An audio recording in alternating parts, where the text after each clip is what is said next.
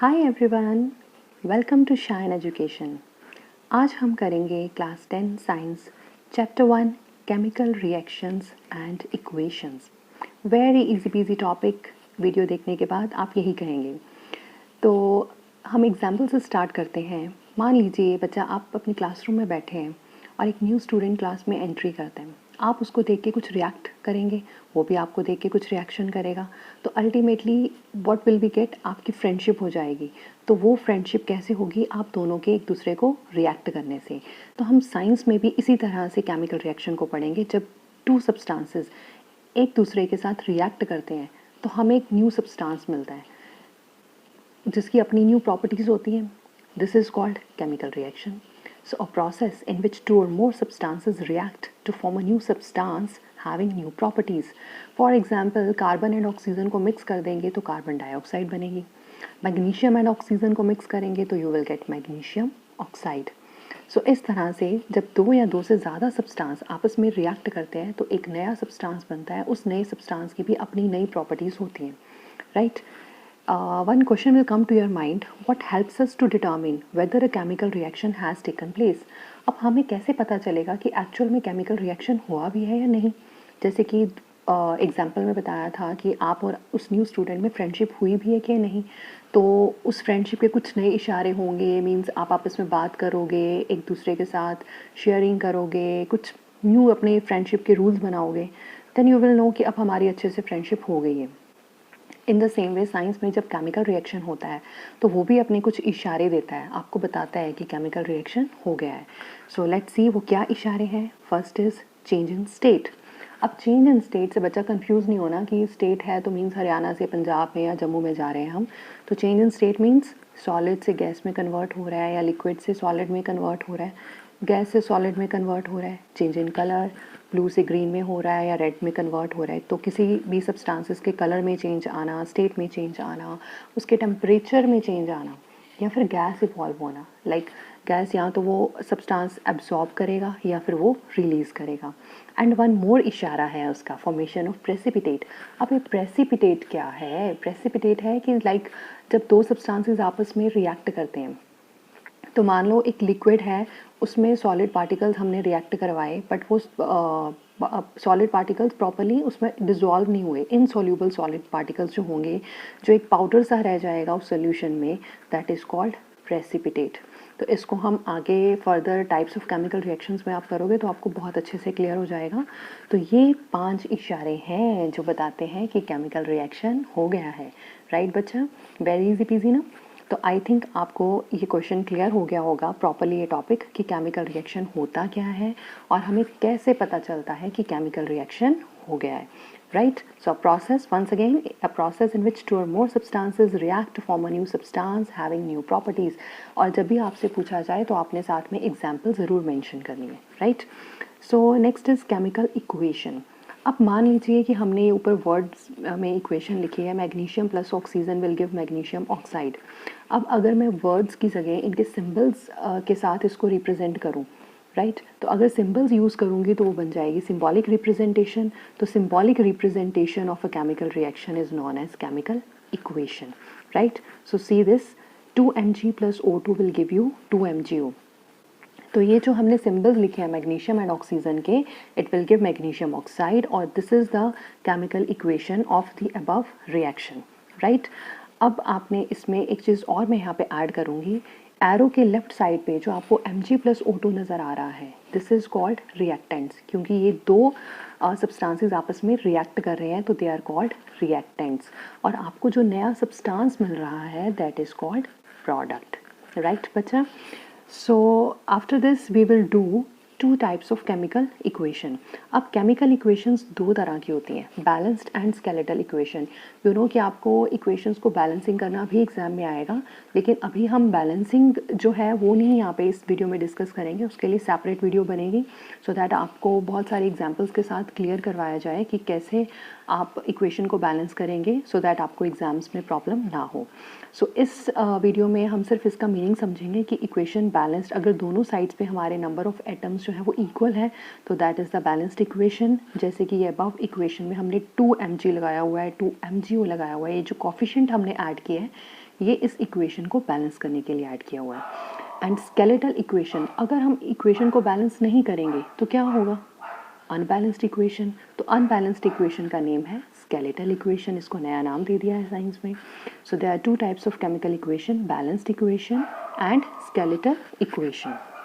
Now, which law is followed in balancing the chemical equation? अब balancing तो हम नहीं सीख रहे हैं, बट हम इतना तो जान सकते हैं कि केमिकल इक्वेशन को बैलेंस करने के लिए कौन सा लॉ फॉलो किया जाता है, कौन से रूल्स को हम फॉलो करते हैं. तो सोचो सोचो, शायद आपको पता हो. ओके, ये हमने लॉ 9th में भी किया हुआ है. This is law of conservation of mass. Law of conservation of mass क्या बताता है कि मास can neither be created not destroyed. So law of conservation of mass को फॉलो करते हुए आप केमिकल इक्वेशन को बैलेंस्ड करते हैं, राइट. सो आगे बढ़ते हैं इसी के साथ टाइप्स ऑफ केमिकल रिएक्शन पे. टाइप्स ऑफ केमिकल रिएक्शन में हम फर्स्ट रिएक्शन करने जा रहे हैं कॉम्बिनेशन रिएक्शन. अब इसके नेम से ही आपको क्लियर होगा, कॉम्बिनेशन, दो चीज़ों को कंबाइन कर रहे हैं, दो या दो से ज़्यादा सब्सटेंसेस को. सो टू और more substances combined to form a new substance, this kind of reaction is called combination reaction. जैसे कि ये केमिकल इक्वेशन से आपको क्लियर हो रहा है, CaO plus H2O will give you CaOH2, like quicklime or calcium oxide will be added in water and you will get slaked lime, or we can call it calcium hydroxide, right. So आपको ये भी पूछा जा सकता है exam में, what is the other name of calcium hydroxide, तो आप slaked lime लिखेंगे, या what is the other name of slaked lime, calcium hydroxide, right. So this equation is clear to you. So calcium hydroxide और slaked lime, it is used for white washing the walls. जो हम white wash करते हैं अपनी walls को, specially Diwali पे लोग बहुत ज़्यादा white wash करवाते हैं, और white wash से क्या होता है, हमारा घर जो है क्लीन हो जाता है. तो white wash करने के लिए इस calcium hydroxide का यूज़ किया जाता है, राइट. अब एक नेक्स्ट क्वेश्चन मैं आपसे पूछना चाहूँगी, what gives shiny finish to the walls after white washing. जब वाइट वॉश होता है तो एकदम से तो वॉल्स में चमक नहीं आ जाती, शाइन नहीं आ जाती, राइट. तो ऐसा क्या है कि वाइट वॉश करने के बाद वॉल्स में एक शाइनी फिनिश आ जाती है, राइट. सो ये शाइनी फिनिश कौन लेके आता है, बताओ बताओ बताओ बताओ बताओ. यस, ये शाइनी फिनिश लेके आता है कैल्शियम कार्बोनेट, राइट. अब ये कैल्शियम कार्बोनेट क्या है, अभी हमने कैल्शियम हाइड्रोक्साइड के बारे में पढ़ा है. कैल्शियम हाइड्रोक्साइड क्या है, जब हम वाइट वॉश करते हैं तो वो कार्बन डाइऑक्साइड होती है एयर में, ठीक है. तो उसको थोड़ी देर के लिए वॉल्स को जब हम वाइट वॉश करते हैं तो पेंटर बोलते हैं कि इसको अभी टच मत करना है, इसको ऐसे ही रहने दो. तो कैल्शियम हाइड्रोक्साइड धीरे धीरे जब हवा के कांटेक्ट में आता है, हवा में कार्बन डाइऑक्साइड होती है, तो जब दोनों आपस में रिएक्ट करते हैं तो वॉल्स के ऊपर एक शाइनी सी लेयर आ जाती है. वो शाइनी लेयर किसकी होती है, कैल्शियम कार्बोनेट की. तो कैल्शियम कार्बोनेट जो है वो वॉल्स को शाइनी फिनिश प्रोवाइड करता है, right. I think this is very clear to you, right, easy peasy. And this is also an important question from your examination point of view, 1 mark question, right. इसकी और examples भी हम ले सकते हैं. burning of coal, it is also combination reaction. formation of water from hydrogen and oxygen, hydrogen और oxygen को आपस में मिक्स कर दो तो क्या बनेगा, वाटर बनेगा, right. So these are some of the examples of combination reaction. अब इसी के साथ मैं आपको एक्सोथर्मिक रिएक्शन क्लियर करवाऊंगी. एक्सोथर्मिक रिएक्शन क्या है कि जिन रिएक्शंस में हीट रिलीज होती है, साथ साथ प्रोडक्ट तो बनता ही है लेकिन प्रोडक्ट की फॉर्मेशन के साथ हीट भी रिलीज होती है, तो उसको हम एक्सोथर्मिक रिएक्शन बोलते हैं. एक्सोथर्मिक आपको याद रखना है, लाइक जैसे मैथ्स में आप करते हो एक्सटीरियर एंगल, एक्सटीरियर पॉइंट्स, जो बाहर की चीज़ें होती हैं. तो एक्सोथर्मिक जो बाहर जा रही है, जो हीट रिलीज हो रही है, एब्जॉर्ब नहीं हो रही, अंदर नहीं जा रही है, बाहर को हम निकाल रहे हैं नया सब्सटेंस बनाने के लिए, तो ऐसे रिएक्शंस को एक्सोथर्मिक रिएक्शन बोलते हैं. So reactions in which heat is released along with formation of products is called exothermic reaction. अब इसके कुछ examples हैं, burning of natural gas, respiration, decomposition of vegetables matter. अब आपके मन में आएगा कि चलो burning of natural gas तो ठीक है कि heat release हो रही है. Respiration, how respiration is an exothermic reaction, right? ये कैसे है, तो चलो बताती हूँ. देखो, जैसे हम खाना खाते हैं, क्यों खाते हैं, एनर्जी लेने के लिए. अब जब हम खाना खाते हैं तो खाना जो है, जब डाइजेशन, हम उसको खाने को स्वेलो करते हैं, ठीक है. उसके बाद क्या होता है, डाइजेशन होती है. डाइजेशन के में क्या होता है, खाना जो है वो कॉम्प्लेक्स सब्सटेंसेस से सिंपलर सब्सटेंसेस में ब्रेक डाउन होना शुरू हो जाता है। मान लो कि आपने कोई ब्रेड खाई है, ठीक है, ब्रेड सैंडविच लिए हैं आपने, तो क्या होगा, उससे उसमें कार्बोहाइड्रेट्स होते हैं, कार्बोहाइड्रेट्स ग्लूकोज में कन्वर्ट होंगे। ये ग्लूकोज जब हम रेस्पिरेशन इनहेल करते हैं ऑक्सीजन को, तो ऑक्सीजन के साथ ग्लूकोज जब रिएक्ट करती है तो वो एनर्जी रिलीज करती है। In this way we can say respiration is an exothermic process. Next हम इसके एग्जांपल है decomposition of vegetable matter. Vegetables के जो पील्स होते हैं, जो छिलके होते हैं, सब्जियां हम छीलते हैं घर में, वो भी जब हम डिकम्पोज करते हैं तो वो भी एनर्जी हीट रिलीज करते हैं। So that's why they are also known as exothermic reaction. Right everyone? So चलिए आगे चलते हैं डीकम्पोजिशन रिएक्शन। अगर आपको ये वीडियो बच्चा अच्छी लगे तो प्लीज़ इसको लाइक करें, सब्सक्राइब करें और मैक्सिमम शेयर करें, सो दैट आपके फ्रेंड्स भी टॉपिक्स को अच्छे से क्लियर कर सकें, वो भी कह सकें कि वाह this is very easy peasy topic, right? Okay, so next reaction is decomposition reaction. अब डीकम्पोजिशन रिएक्शन क्या कहती है? ये है कॉम्बिनेशन रिएक्शन का ऑपोजिट। अब यू नो कि हमने कॉम्बिनेशन रिएक्शन में दो सब्सटेंसेस को आपस में कंबाइन किया, मिलाया है। अब ये डीकम्पोजिशन रिएक्शन है आप सबकी फेवरेट, बॉयज़ की फेवरेट, स्पेशली तोड़ने फोड़ने वाली, कि अब हम एक ही सब्सटेंस को तोड़ेंगे फोड़ेंगे और उसमें से नए सब्सटेंस बनाएंगे। So a single reactant, when a single reactant breaks down to give simpler products is called decomposition reaction, right? Is it clear ना कि एक ही सब्सटेंस को हम तोड़ रहे हैं, उसको फोड़ रहे हैं, उसमें से हम नए सब्सटेंस बनाने जा रहे हैं, तो this is known as decomposition. Decompose कर देना, ब्रेक डाउन कर देना। अब इसके एग्जांपल लेते हैं, जैसे कि फेरस सल्फेट है, उसको हमने अच्छे से हीट किया तो वो कुछ डिफरेंट सब्सटेंसेस में ब्रेक डाउन हो गया बेचारा। तो कौन कौन से नए सब्सटेंस बने? फेरिक ऑक्साइड या फिर हम आयरन ऑक्साइड बोल सकते हैं, SO2 और SO3 that is sulphur dioxide, SO2 SO3 sulphur trioxide. तो ये दोनों गैसेस जो है वो कलरलेस होती हैं। फेरस सल्फेट जो है वो पहले पेल ग्रीन कलर का होता है और उसके बाद जब हम हीट करते हैं तो हमारे पास जो आयरन ऑक्साइड या फिर हम फेरिक ऑक्साइड जिसको कहते हैं that will be reddish brown colour का होगा आपके पास जो आएगा, ठीक है? So this is the example of decomposition reaction. अब डीकम्पोजिशन रिएक्शन के भी आगे 3 टाइप्स हैं, ठीक है? अब हमने तोड़ने की बात करी है ना, ब्रेक करने की बात करी है, तो ब्रेकिंग हम कैसे कैसे कर सकते हैं, ठीक है? अब जैसे कि फर्स्ट इसकी टाइप है थर्मल डीकम्पोजिशन। अगर हम डीकम्पोजिशन रिएक्शन करते हैं हीट के थ्रू, ठीक है, बहुत ज़्यादा उसका टेम्परेचर बढ़ा देते हैं, उसको हीट करते हैं किसी भी सब्सटेंस को, जैसे कि ये अभी हमने आयरन सल्फेट वाली एग्जांपल की है, वो भी हम थर्मल डीकम्पोजिशन की एग्जांपल मान सकते हैं। तो thermal decomposition is the decomposition when decomposition reaction is carried out by heating. जब हीट करने से हम किसी सब्सटेंस को टुकड़ों में बांट देते हैं, उससे नए सब्सटेंस बनाते हैं, तो उसको हम थर्मल डीकम्पोजिशन कहते हैं, ठीक है जी। अब जैसे कि हम इसमें एग्जांपल लेते हैं कैल्शियम ऑक्साइड और हमें कार्बन डाइऑक्साइड मिल रहा है, ठीक है, लेकिन हमें ये कैसे मिल रहा है? जब हम लाइमस्टोन को हीट करते हैं।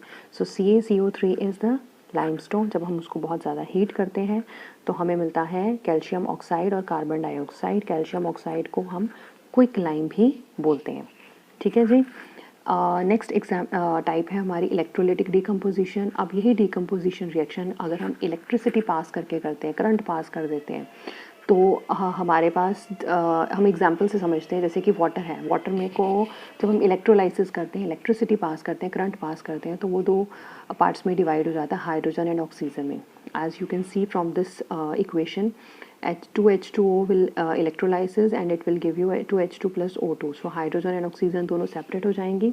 ये आपकी बुक में एक्टिविटी भी बहुत अच्छे से दी हुई है, एक्टिविटी 1.7 आई थिंक, तो उसमें आप इलेक्ट्रोलाइसिस ऑफ वाटर बहुत अच्छे से कर सकते हैं। अगर आपको एक्टिविटीज़ में भी प्रॉब्लम हो तो you can write in the comment box, I will explain that also. Third kind of decomposition is photochemical decomposition, when decomposition is carried out in presence of sunlight, right? अगर decomposition reaction अगर हम तोड़फोड़ sunlight की presence में करते हैं तो उसको हम बोलते हैं photochemical decomposition.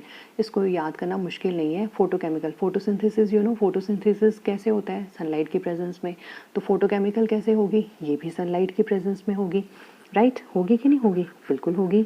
So for example silver chloride AgCl हमने जो लिया हुआ है, सिल्वर क्लोराइड को जब हम सनलाइट में कुछ घंटों के लिए रखेंगे तो क्या होगा, सिल्वर सेपरेट हो जाएगी और क्लोरीन सेपरेट हो जाएगी, राइट। सिल्वर क्लोराइड होती है वाइट कलर में, जब हम सनलाइट में इसको कुछ घंटों के लिए, कुछ आवर्स के लिए रखेंगे तो उसका कलर भी चेंज हो जाएगा, इसका कलर ग्रे हो जाएगा, राइट। सो हमने डिकम्पोजिशन रिएक्शन में 3 तरह की रिएक्शन करी है। थर्मल हीट देने के कारण अगर हम डिकम्पोजिशन करते हैं, कुछ तोड़फोड़ करते हैं, ब्रेक डाउन करते हैं, तो दैट इज़ थर्मल डिकम्पोजिशन। अगर हम इलेक्ट्रिसिटी पास करके, करंट पास करके हम किसी सब्सटेंस को तोड़फोड़ करते हैं तो दैट इज़ इलेक्ट्रोलाइटिक डिकम्पोजिशन। और अगर हम सनलाइट की हेल्प लेते हैं, ठीक है, सूर्य देवता की हेल्प लेते हैं, तो वो जो डिकम्पोजिशन होती है that is called photochemical decomposition. I think आपको डिकम्पोजिशन रिएक्शन नहीं भूलने वाली है, अच्छे से इसकी टाइप्स भी क्लियर हैं। नाउ इसके साथ ही हम एक रिएक्शन और करने जा रहे हैं, endothermic reaction. Endothermic reaction, reactions in which energy is absorbed. जिन रिएक्शंस में सब्सटेंस जो है वो एनर्जी को एब्जॉर्ब कर लेता है अपने अंदर, उसको हम एंडोथर्मिक रिएक्शन बोलते हैं। Endothermic is just opposite to exothermic. अभी हमने किया था, एक्सो में क्या होता है, हीट रिलीज होती है, एनर्जी रिलीज होती है, और एंडो में एनर्जी एब्जॉर्ब होती है, राइट। अब जितनी भी आपने डिकम्पोजिशन रिएक्शंस पढ़ी हैं, इनके एग्जांपल्स देखी हैं, तो उसमें क्या हुआ है, एनर्जी एब्जॉर्ब हुई है, ठीक है, हीट एब्जॉर्ब करिए। कहीं पे भी किसी सब्सटेंस को फॉर्म होने में उन्होंने हीट रिलीज नहीं की, उन्होंने हीट अपने अंदर एब्जॉर्ब की है। So all decomposition reactions are endothermic reactions. So endothermic reactions की अगर एग्जांपल हो तो आप जितने भी डिकम्पोजिशन रिएक्शन में हमने एग्जांपल्स किए हैं, you can take any example, right. So इसी के साथ मैं आपसे एक क्वेश्चन पूछना चाहूँगी, which reactions require energy either in the form of heat, light और electricity for breaking down reactants. आप इस क्वेश्चन का आंसर मुझे कमेंट्स में लिख के देंगे, right. So I want to know कि देखूं आप में से कितने स्टूडेंट्स इस क्वेश्चन का आंसर दे सकते हैं, और इस क्वेश्चन का आंसर आपको मैं अपनी नेक्स्ट वीडियो में बताऊंगी, राइट। बिकॉज इकट्ठे इतने सारे टाइप्स करेंगे तो आप भी कंफ्यूज हो जाएंगे और आपको अच्छे से क्लियर नहीं होगा। तो इस वीडियो में आपने जितने भी टाइप्स, 2 टाइप्स हमने करी हैं और सेकेंड डिकम्पोजिशन की हमने 3 सब टाइप्स करी हैं, तो वो आप अच्छे से इसको समझें, एक बार अपनी बुक में रीडिंग करें और इस क्वेश्चन का आंसर मुझे कमेंट सेक्शन में ज़रूर लिख के दें, राइट। तो मिलते हैं हम अपनी नेक्स्ट वीडियो में। Till then stay tuned to more upcoming videos on your favourite channel.